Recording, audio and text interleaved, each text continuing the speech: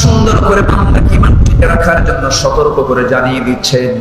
যারা পারেন ঠোঁট মেলিয়ে বলুন, ইন্নাল্লাযীনা ক্বালু রাব্বুনাল্লাহু সুম্মা ইসতাকামু তাতানাজ্জালু আলাইহিমুল মালায়েকা আল্লা তাখাফু ওয়া লা তাহজানু وأبشروا بالجنة التي كنتم توعدون।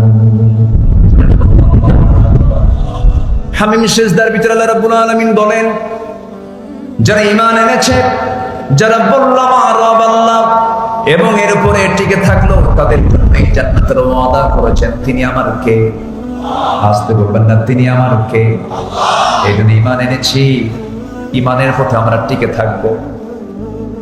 আল্লাহ রাব্বুল আলামিন বলেন, আলাম তারা কাইফা দারাবাল্লাহু মাসালান কালিমাতান তাইয়িবাতান কাশাজারাতিন তাইয়্যিবা আসলুহা সাবিতুন ওয়া ফারউহা ফিস সামা।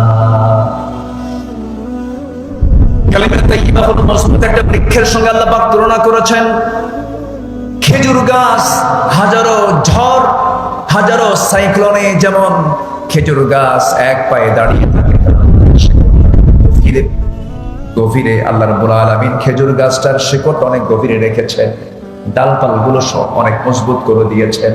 অন্যান্য ডালপাল অন্যান্য গাছগুলো ঝরে যায়, খেজুর গাছ এক পায়ে দাঁড়িয়ে থাকে। ইমানদার যতই ঝড় ঝাপটা আসুক না কেন, কালিমার পতাকা নিয়ে শক্ত মজবুত অবস্থান নিয়ে ইমান এসে তো সে শক্ত মজবুত নিয়ে কালিমার পথে, হকের পথে টিকে থাকবে।